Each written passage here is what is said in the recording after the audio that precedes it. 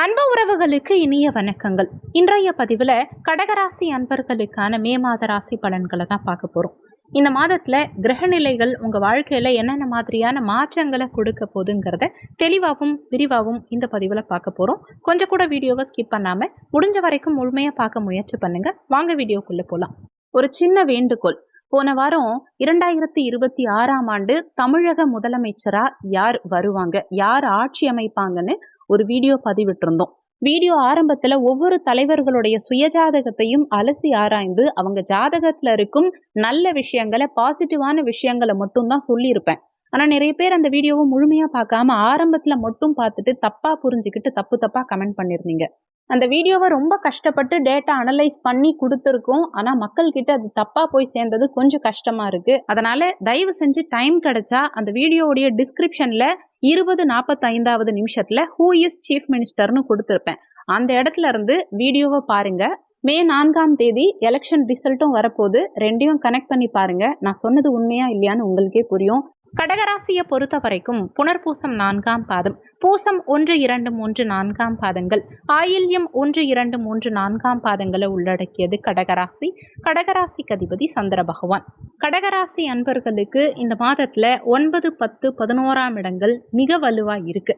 10ஆம் இடமான கர்மஸ்தானத்துல சூரியன் திக்பலமாகி உச்சம் பெற்ற நிலையில சஞ்சாரம் செய்கிறார். இவரோட புதன் இணைந்திருக்கிறது புதாதித்ய யோகம் அல்லது நிபுண யோகத்தை உருவாக்குது. இது தொழில் மற்றும் அதிகாரத்துல கடகராசி என்பர்களுக்கு ஒரு மிகப்பெரிய மாற்றத்தை கொடுக்கக்கூடிய அமைப்பு. லாபஸ்தானமான 11ஆம் இடத்துல சுக்கிரன் ஆட்சியா சஞ்சாரம் செய்கிறார். இது வருமானம் மற்றும் ஆசைகள் நிறைவேற மிக சாதகமான அமைப்புன்னு தான் சொல்லணும். பாக்கியஸ்தானமான 9ஆம் இடத்துல செவ்வாய் சனி இணைவு இருக்கு. இது யோகாதிபதி செவ்வாயின் பலத்தை அதிகரித்தாலுமே சில பொறுப்புகளையும் சவால்களையும் உங்களுக்கு கொடுக்கும். தொழில் மற்றும் உத்தியோகத்தை பொறுத்த வரைக்கும் கடந்த காலகட்டங்கள்ல வேலையில சுமை இல்ல மன அழுத்தம் இருந்தவங்களுக்கு மே 11ஆம் தேதிக்கு பிறகு நல்ல மாற்றங்கள் பிறக்கும். புதிய வேலை தேடுறவங்களுக்கு சாதகமான சூழல் உண்டாகும்.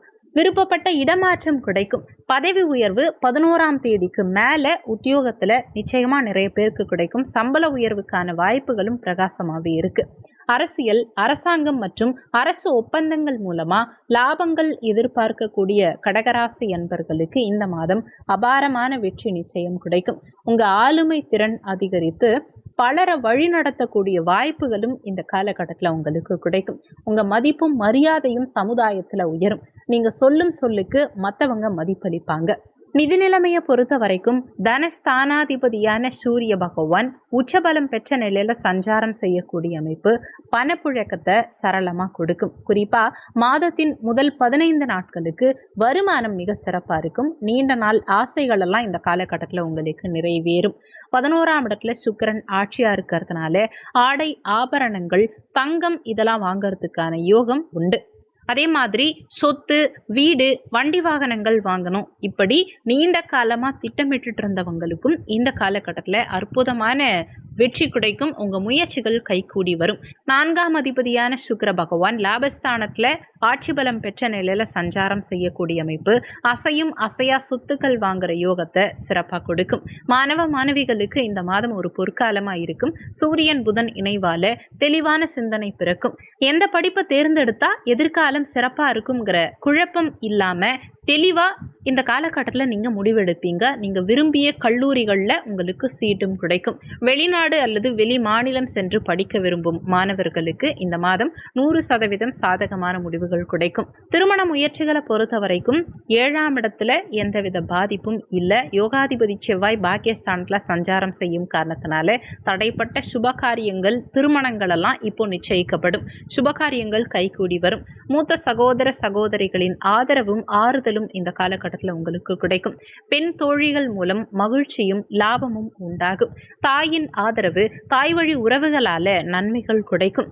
2ஆம் இடத்துல கேது சஞ்சாரம் செய்யும் காரணத்தினால, அதாவது வாக்குஸ்தானத்து கேது உங்க வார்த்தைகளால சில பிரச்சனைகளை ஏற்படுத்துவாருங்கிறதுனால பேச்சுவார்த்தைகளில் கவனம் தேவை. தெரியாம எதையாவது பேசி உறவுகள் கிட்ட சிக்கிக்க வாய்ப்பு இருக்கு. குறிப்பா வாழ்க்கை துணையோட பேசும்போது கோபத்தை குறைச்சிக்கிட்டு அனுசரித்து செல்வது உங்களுக்கு அமைதியை கொடுக்கும். ஆரோக்கியத்தை பொறுத்த வரைக்கும் 8ஆம் இடத்துல ராகு சஞ்சாரம் செய்யும் காரணத்தினால உணவு விஷயத்துல மிக எச்சரிக்கையா இருக்கணும். ஒத்துக்காத உணவுகளால் ஃபுட் பாய்சன் ஒரு சிலருக்கு ஏற்படுறதுக்கு வாய்ப்புகள் இருக்குது. இரவு 7 மணிக்குள்ளே சாப்பிட்றது நல்லது. பழங்களை உணவில் அதிகமாக சேர்த்துக்கோங்க. காய்கறிகளும் நல்லா சாப்பிடுங்க. ஆரோக்கியமான உணவுப் பொருட்களை உட்கொள்ள முயற்சி பண்ணுங்கள். நேரத்துக்கு சாப்பிட்றது, நேரத்துக்கு தூங்குறது, இதெல்லாம் இந்த காலகட்டத்தில் உங்களுக்கு நல்லது. ஒரு சிலருக்கு கண் பல் சார்ந்த உபாதைகள் ஏற்படலாம். படிக்கட்டுகளில் ஏறும்போது அல்லது படிக்கட்டுகளில் நடக்கும்போது கவனமாக இருந்துக்கோங்க. கால், பாதம், தொடை பகுதிகளில் தசைப்பிடிப்பு அல்லது சுளுக்கு ஏற்படுறதுக்கு வாய்ப்புகள் இருக்கிறதுனால நிதானம் அவசியம் தேவை. பயண யோகம் இந்த மாதத்துல மிக வலுவா இருக்கு. 9ஆம் அதிபதி குரு பகவான் 12ஆம் இடத்துல விரயமோட்ச ஸ்தானம் அயன சயன போகஸ்தானத்துல சஞ்சாரம் செய்யக்கூடிய அமைப்பு. வெளிநாட்டு பயணம் செல்ல விரும்புகிறவங்களுக்கு சாதகமான சூழல் உண்டாகும். நீண்ட நாட்களா வெளியூர்ல இருக்கவங்க மே மாதத்துல சொந்த ஊருக்கு வந்து செல்லும் வாய்ப்புகள் அமையும்.